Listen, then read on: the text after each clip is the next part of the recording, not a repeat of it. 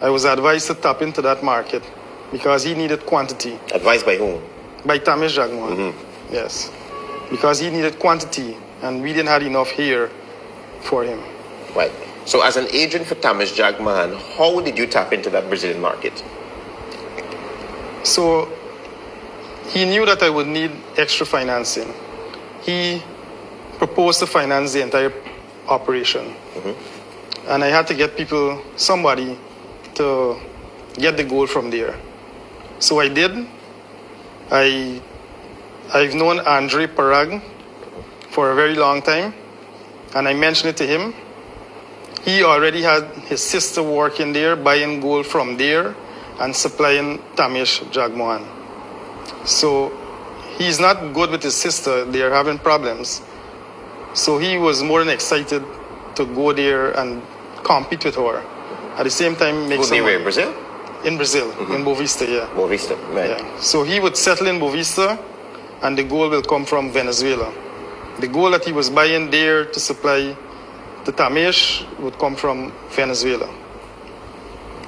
You are hinting to gold smuggling there. Yes. Very well. How did the gold carry me step by step? How the gold moved from Brazil into Guyana?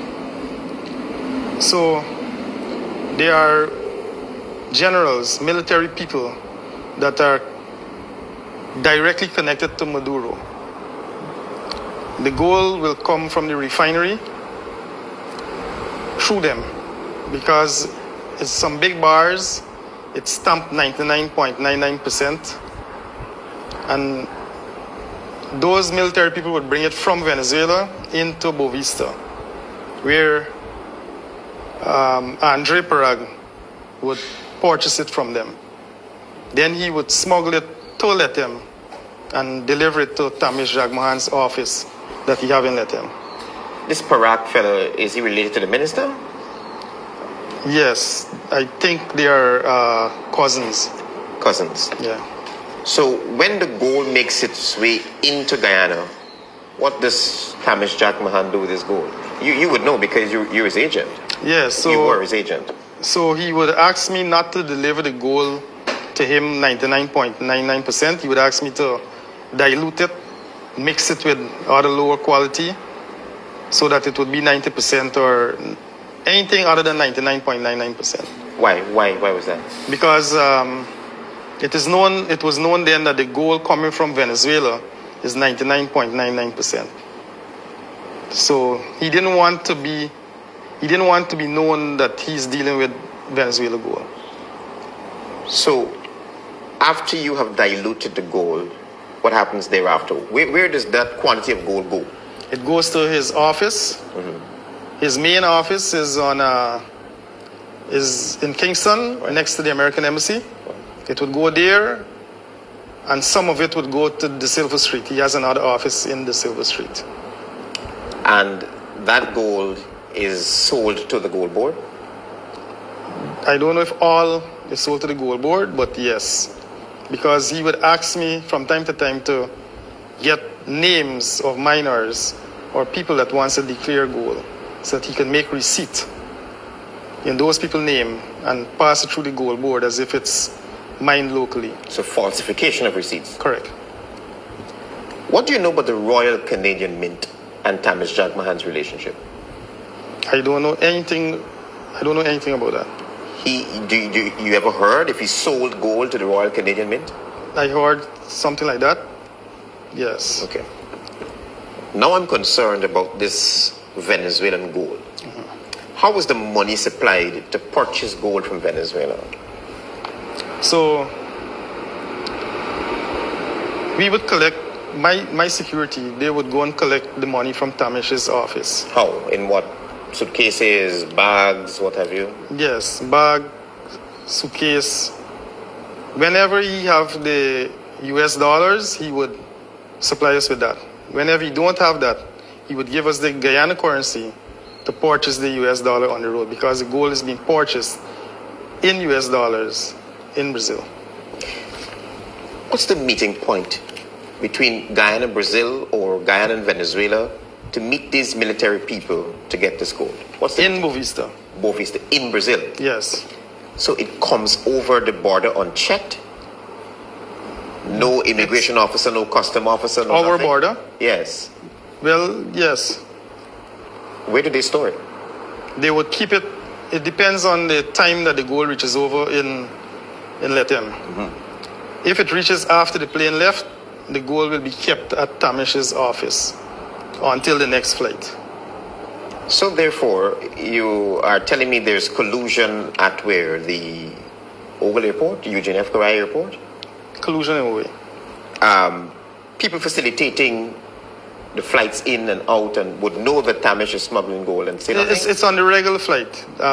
Trans-Guyana, they have daily flights there. 2-3 flights a day. So it would be on the regular flight. So normally one of Andre's worker would jump on the plane and bring out the gold.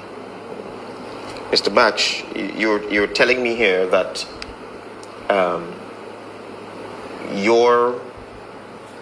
the person who financed you is a gold smuggler. Correct. What is the vice president's role in all of this? What do you know of him and what he knows and if he gets any cutback? I'm talking about Barrett Jagdale. No, I'm not aware of any connection with him. Do you know of any connection with the president's role? No, none. In this? None. So the president nor the vice president are aware that this gold is being smuggled? They suspect, but I don't know how much they know. How much do you know? Right. Do you know Sana? Yes.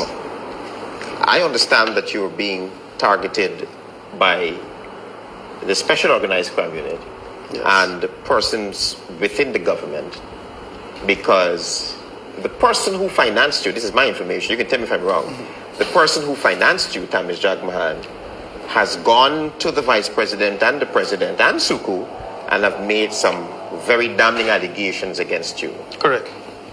Take me to that, please. Well, for more than a month now, I've been receiving information that to expect a raid by Suku, because Tamish Jagmohan sent into lists to the government and to Suku that has my name on it for gold smuggling, for smuggling gold out of Guyana, buying the gold here at very high prices and selling it into Brazil or Venezuela. I've heard of that, and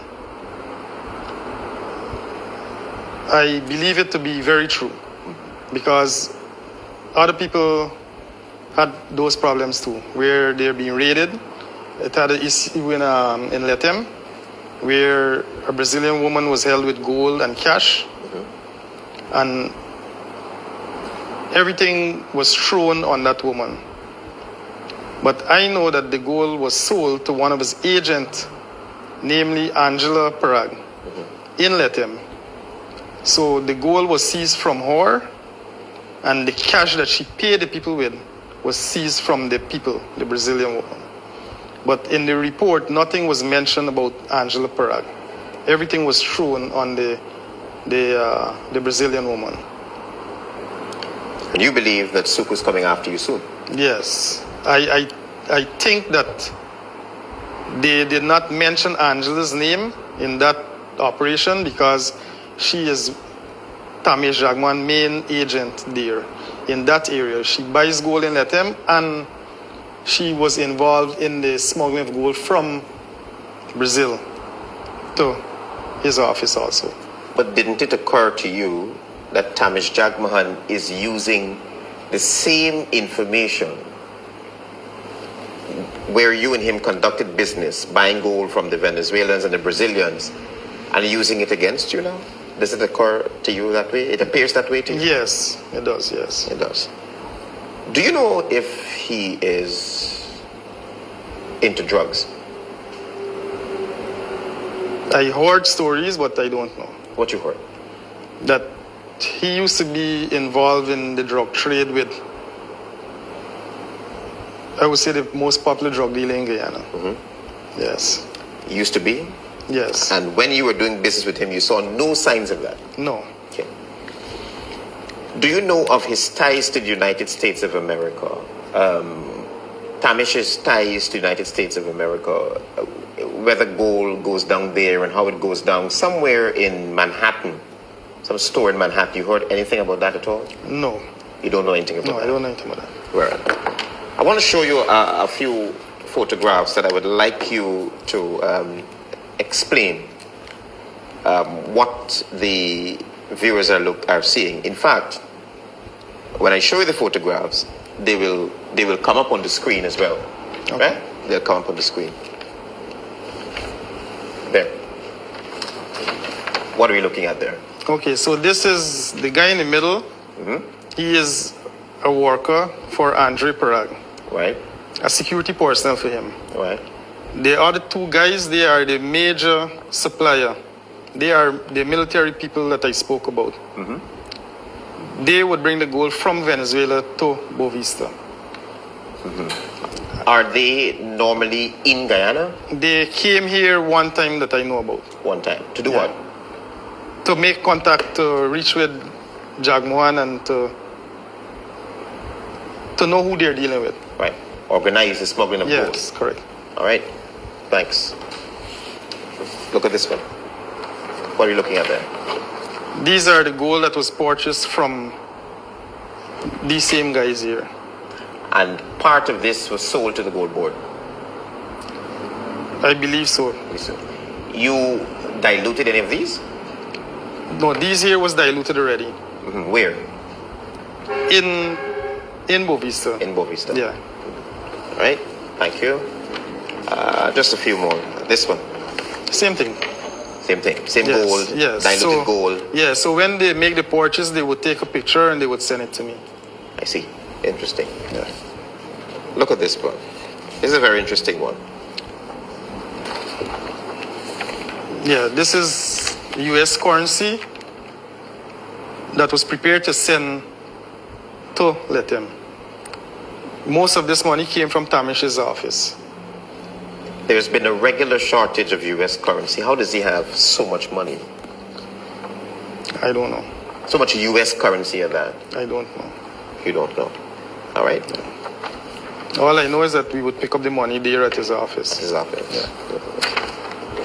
Yeah, these here, most of them here are 99.99%. And if it's 99.99%, that means it's Venezuelan gold. Correct. Venezuelan gold. How much of the Venezuelan gold is around today in Guyana on the market? I'm not aware of any today. But at this time here, was a lot. It was a lot. Yeah, thousands of ounces. Right. And you, as a gold dealer, you don't believe that none of this gold still exists in this country? You don't No. believe there are other people who are tapping into that same Brazilian market? No, the gold is not coming from there anymore from what I know. What do you know? Where's it coming from now? They are now buying Guyanese gold. They are now buying Guyanese gold. The gold is leaving from here and going back there. So that's another form of smuggling. Yes. There's no declaration. And of that is the smuggling that he's trying to implicate me in. Ah. Yeah. So he's trying to say that you are not declaring to the gold board because you have a mining permit. Yes, I do. Right. Where? Where I'm mining? Yes. I'm mining in a place called Ichirak, Carisparu, Ichirak, right now. Right. And he's trying to say that you're not declaring, you're selling to the Brazilian. Even what I'm buying, Right. he's implicating me in general that the gold that passes through me, I'm not declaring it. And that have I'm you, smuggling it. Is that true though? No, it's not true. What is true? That you've been declaring? Yes, I've been selling the Guyana Gold Board on a weekly basis. Weekly basis? Yes, the production is not as much now because of the same high prices being paid by others. I cannot compete, and I'm not getting the quantity that I used to get before. I'm hearing something about the plus 50. Yes. Explain that to me. Well, they have a formula that they use to come up with a price for the gold. So the gold board would pay the gold board price would work out according to that formula to about plus 20. That would be the gold board price. So what you're hearing on the road, plus 50, plus 60, it's working out to $30,000 to $40,000 more On an ounce? on an ounce of gold, more than what the gold board would pay anybody. So, isn't it reasonable to assume that the only persons who have the capacity to pay plus 50, plus 60 would be Mr. Jack Mahan and the Brazilians? Correct. Right. Yes. So there is no other dealer who is paying that amount of Who plus is capable, right? capable because of the finances and the Correct. and the so forth. Okay, what would you like to say to the relevant authorities who are probably looking at this tape right now and are in shock at these revelations?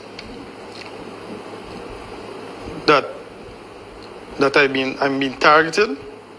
I'm not the one that's smuggling the gold.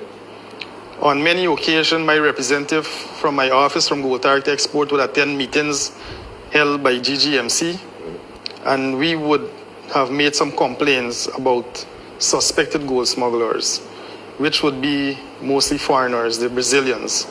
Most of the Brazilians here are associates of Tamesh Jagmohan. They can check and see where these dealers that spring up around are selling some of their gold to get their legal documents, their receipt. Right. Yeah, so they need to look into that. We made those complaints many times, and nothing was done. Because it's affecting Tamesh Jagmohan now, his amount dropped. Now he's accusing other people, including me, of smuggling gold. Right. Are you indebted to Tamesh? No, I'm not. Okay. Explain these promissory notes that you have. I So know this is two of many. Correct. So Right. this promissory note I would have signed receiving money from Tamesh Jagmohan to facilitate the smuggling operation. I would be responsible for this money. Yeah. Did you at any time personally go to the border to meet these military people to hand over gold, receive gold, hand over money, receive money? Never. So how, if you were an agent of Tamesh, how was it done? I was an agent for him by the many offices that I have. I have offices in the interior location in Bartica and Georgetown. So the gold that I purchased at my locations, I will sell to him. That is the arrangement that we had. Him financing the operation, and in turn I sell the gold to him. That's legal. Yes. So what dealings you had with Venezuelan or Brazilian gold? I just put the team together. Which team?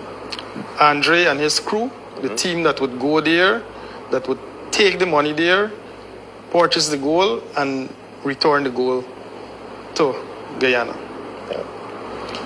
Have you been told that there's an attempt on your life? Yes, I was warned many times to be careful because of the money that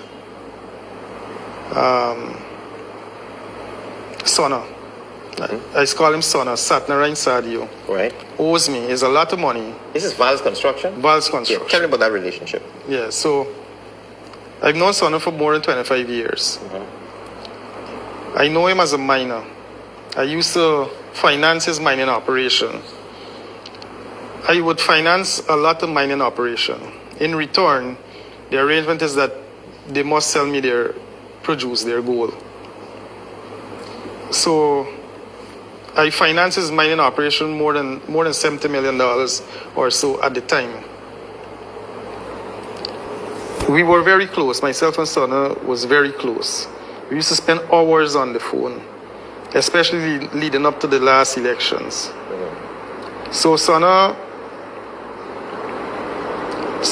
that I know is very close friends with the president. They are very close friends. Oh, good. So we're getting somewhere. That's why I asked you about the president just now. Continue. Yes. So during the election, Sona has a security company. He would send his securities to work at ministers' residence. What's the name of the security firm? Can you remember? I can't remember right now. I can't remember. Okay, go ahead. He would send his security there, but he didn't have the finances to pay them. So there's where I would come in. I would lend him this money. But when it comes to working for the election, I contributed also. So the money that I gave him for security personnel did not go on his account. I would also send my own security to work along with his when they were guarding the ballot boxes during the election period. I would have lend them my ATV bikes for them to use in the interior location to campaign. I would also provide security for them in the interior location when they're campaigning, free of charge. Right. So when Claudette Singh, when they had the problem at Ashman's building, I lent them 2 of my bulletproof vehicles to use. There's a police, I know him as Narain. He was the person driving my vehicle. Prem Narain? Yes. Who's now the head of special branch? I don't know his exact position right now, but I know he's very close to them. Okay. Yeah, so they trusted him to move the Madam Chairperson, Claudette Singh, from one location to another, and he did so with my bulletproof vehicle that I lent to them through Tamish asked to lend them the vehicle and things like that. And he got a lot. He didn't lend his. Right. He asked me to lend mine, and mine is registered in my name. Right. And I did so. Yeah. So after the election is done with and PPP won and they gone into power, Sona would approach me with a proposal. And he would say to me, everything's set now. We in the money now. Now is the time. That he was promised contracts. Promised by whom? By the president. By infernally our president. He was promised contract and that the president would make him bigger than BK. But he don't have the finances to make up his construction company. Right. Which we entered into an arrangement that I would get this money for him, lend him this money, and he will give me returns on my money. Any profit or just the flat money? No, returns. He would Okay. give me profit on the money. Very well. Okay. Yes. So we started with small amounts meaning 40, 50 million. Small amounts. Yes. Okay. And then it grew. Just like his construction company grew. Right. From getting small contracts from millions to hundreds of millions, and now he's getting contracts for billions of Guyana dollar. He would know of these contracts before it's published, before he would know upfront, long before anybody else would know about it, because it's being promised to him. So he would come to me with that information and make proposals to me and tell me you need money because you gotta give a drawback. This drawback I'm interested in. Yeah. How? Drawback to people that are giving him these contracts. Okay. These are people that attend the board? No. Where? These are political people. For example, I would say, "But you they're good with these people, man." Say, "Yeah, he and the president are partners now." Partners in business. Partners in business. And this is Val's construction. Val's construction. Right. Yes. That he would have to give the president 5% of whatever contract he gets. And the president's mother would be the one collecting this money. She is responsible for collecting the 5% from him. At one time, he ran into my office and he said that you got to get $35 million urgent. I said, by me at $35 million now, you don't got so much money for me already. He said, oh yes, man, that the money run up with the president's mother, $35 million, and she dep on the back, and she got to get this money now. I said, but you me ain't got it, me no way, I can't access this $35 million now. He said, all right, I'm going to go and talk to Prezi and ask you to talk to your mother, and let she give you a little more time. I know he would give drawback to Minister Vikram Bharat. Right. Because Vikram Bharat would facilitate contracts for him in the interior locations, whatever road work or so that minister is responsible for would go to Sona. Right. at an arrangement, at a drawback. Yeah, things like that. That's about it. Have you ever heard the terms number one and number two? Correct. Number one being the president, number two being vice president. Right. Has anybody ever approached you on behalf of number one or number two? Whether it's to sell them gold, give them money, anything for number one or number two? Not to sell them gold. I don't think that this individual was being sent by them to me, but there's a guy by the name of Lennox Cush who is like the president brother. Very connected, very close, right up there alongside the president. So from time to time, he would ask me to sell him small amounts of gold, like 7-8 ounces of gold. And he would mention that this is for number one, so give you a good price. So I know that he's a representative, just like Sona. He's an agent of the government.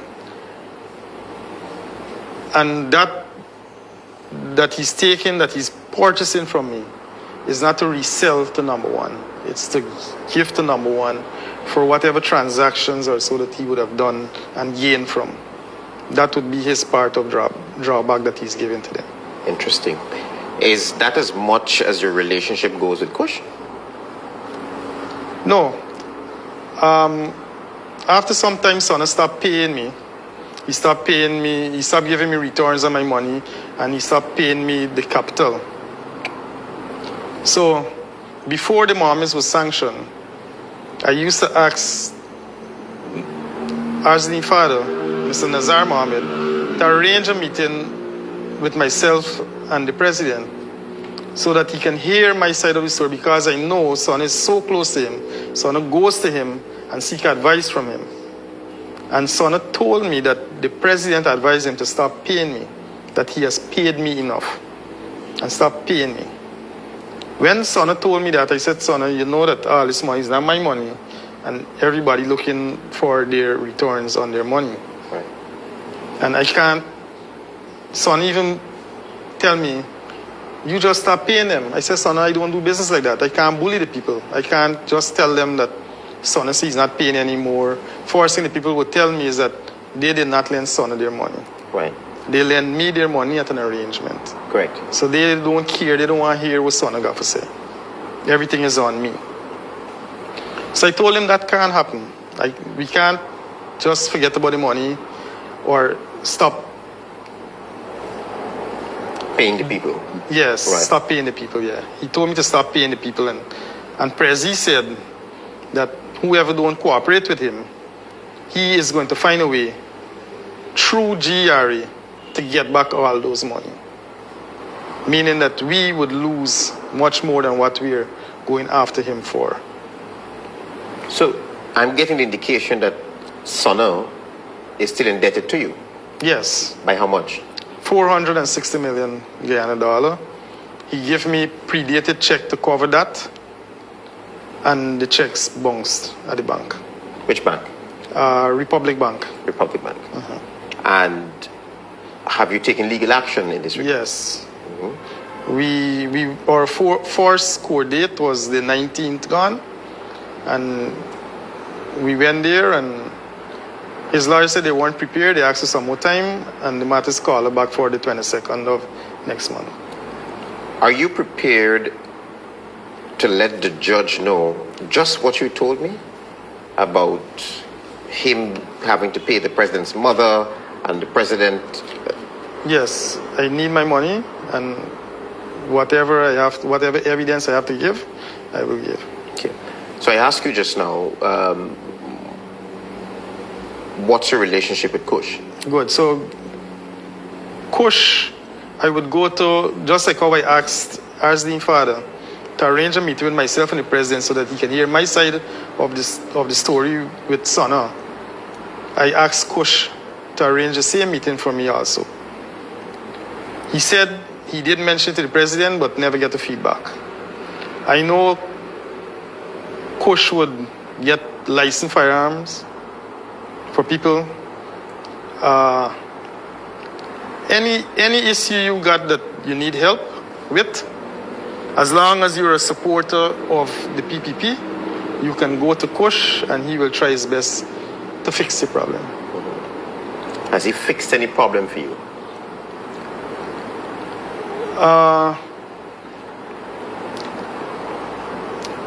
Yeah, in a kind of way, yes. In a kind of way.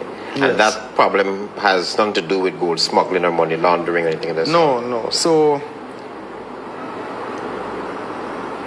I had 3 mining property in Tamaki area.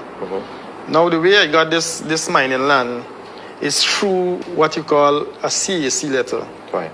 a closed area committee letter. Yes. It's not easily available. Yeah, I know how it goes. Yes. So when I found this land in Tamaki, 3 blocks, knowing Sona's connection with Vikram Bharat, with the president, his close connection, I took it to him as a business. I told him, get these blocks and we'll go 50-50 with it because they're very good blocks. So Sona did get the 3 letter and we did get the blocks, but we didn't get in our name. It was in another name that was on the letter. Right. I paid for those letters. I paid $2 million each at the time. Who did you pay? I paid to Sona, and he got the letters. Right. So Sona was very, and still is very close with, I only know him as Dr. Bob. And I was told that Dr. Bob is responsible for the closed area committee. Right. He is the one responsible for issuing these letters. Right. So fair enough, Sona, I took the business to Sona. He went and he got the letters. We covered the land, just that we didn't cover it in our name. After some time passed, I worked the land. We made some goal. I approached GGMC to transfer these blocks now from that person's name to my name. Days pass, weeks pass, nothing is happening. When I inquired at GGMC the status of the transfer, I was told that it has been blocked by Minister Vikram Bharat. Vikram Bharat, yes. And they hinted to me that the transaction is fraud. I called Sona and Dr. Bob. Well, through Sona, I don't have direct contact with Dr. Bob. Right. Sona, I told Sona to speak with him and he could bring Dr. Bob. They came to my home in Prashad Nagar and I told them what is happening. And I asked them, how is this, that we bought this letter, what is really going on here? Then they told me that it's true that the guy never signed the documents that they brought to me. They did everything. I was at home and they brought all the documents to me that this man signed power of attorney and things like that to give me full power of the property. So I asked Son, I said, how y'all gonna do something like this? How we dealing with this now? Because I paid for this thing. How we dealing with this now? So after some time, I was already 50-50 with Sona. Right. Over those 3 blocks. After some time, they said, oh, we can go 3-way with the blocks. Right. That the minister, well, this Sona talking with me. So we talk freely. Right. He would tell me everything as it is. Right. That the minister is going to come in as a 1/3 owner on the property. Interesting. Yeah. I said, okay, no problem. So whenever we work, we would normally take out, if I put my operation there, I would take out 10% of whatever I produce, and that would go to the landowner. And in this case, the landowners now are 3. I used to split with Sona 50-50 before. Right. Then the minister come in, and now we split the 10% in 3. 1 share being mine, 1 share being Sona, 1 share being the minister. Interesting. All this I would pay to Sona, and he would take it to the minister. Because the minister don't come to front her, so they have their agents. Agents. That And who operate. is the minister's agent, do you know? The agent for the minister? Sona. Sona. Yeah. Interesting. Kush? Yes. So I told Kush because of his connections and so, I went and made complaints to Kush about what is happening, with the expectation that he fix it, that he would, because he know these people would call him and tell them what y'all doing is wrong, this is the man land, and things like that. He tried, but they're just using him. He can't really tell them what to do. Who them? The minister or president. Yeah. So he did tell them, he did try to help me out. It didn't happen.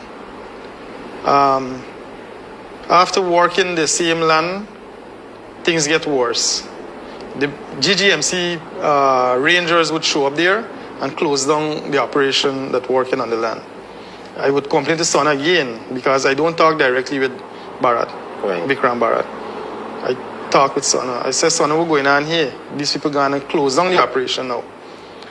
All right, let me call and talk to the minister and see what's going on. But nothing ever get fixed.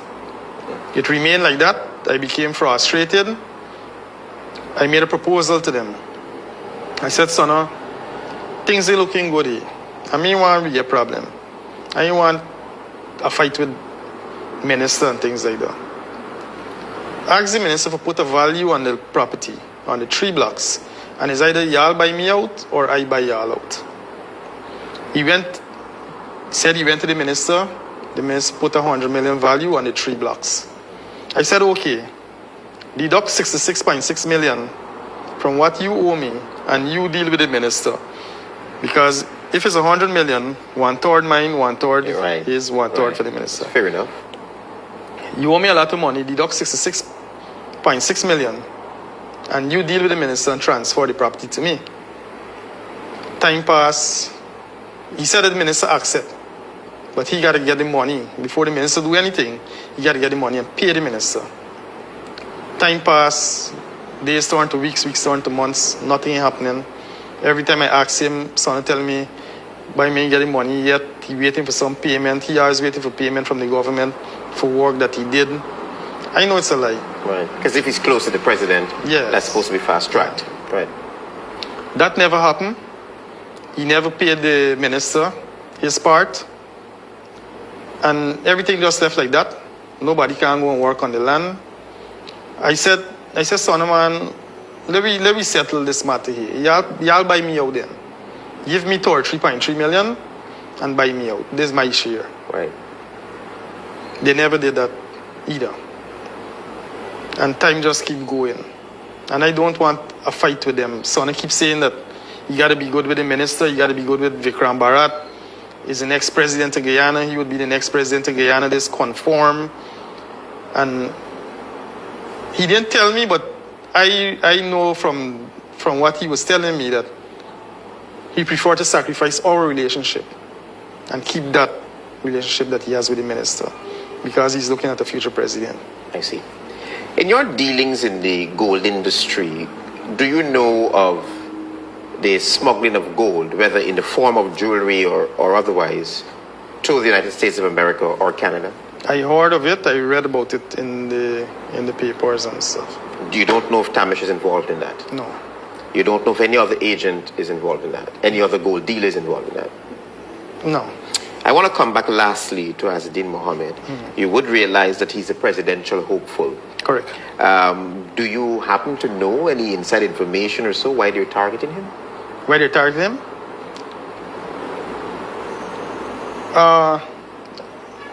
I read in the papers, but I know that this was in the making. I want to know what you know personally because you were an agent for them. Yes. So you guys must have spoken. So I just want to get a little bit of insight. No, I don't think that they knew that they would have been sanctioned also. Right. But they knew that people were working to close them down, shut them down, and put them into problems. People? Tamish Jagmohan. Very well. Because while I was an agent for him, myself and Tamish would have discussions. And I think that he was envious of the young Mohammed. He would mention things like the cars that he buying, can't even drive in this country. and the amount of money that he's spending, wasting, showing off, things like that. And he would mention that it's only time, that it's too late, nothing can save them now, and the Americans are going to get them. Yeah. Is there any other thing that you'd like to add to this interview before I ask you the last question? Go ahead and ask your question. Very well. When, at which point, would you like me to air this interview? Or is it just for safekeeping? Are you expecting the worst, Mr. Baksh? For now, it's safekeeping. I'm expecting the worst. I am sure that they want to close me down. Tamish Jagmohan wants me closed down. I don't do business with him. I do not contribute in any way to his business. And I know that the president, being Sona's friend, is really looking out for Sona and got Sona back, because they're not only friends, they're partners in business. I am nobody. So I know that I'm being targeted. Sona made that very clear to me, that if I pursue him for money that he owe me, the president is going to use state agencies to get me. At some time, my bank told me that my account is under investigation. Which bank is this? Republic? Republic Bank. Yes, that my account is under investigation. Every year, to renew my trading license, I have to get a compliance from GRA. Right. This year, I had a little hiccup getting my compliance. When we find out what is happening, I was told that they miscalculated my taxes for 2017 and probably 2019, and I owe them $147,000. I sent the $147,000 because it was a small amount, rather than to challenge them. Right. I send the money and clear it up, and I was issuing my compliance. So I know that I'm targeted, and it's just a matter of time when they will come down on me, try to embarrass me, bring down my business and everything, because of the two separate people that are working to see that happen. That is El Rada Trading, Tamish Jagmohan, and Sona with his crew, the president, and things like that. Sona, very close to them people. Sona's cooked for these people. His wife would cook for them, take food for them. Every night he at State House. He would invite me many times to go there. I never went, not once. So at which point would you like me to air this interview? If I'm alive, I will tell you.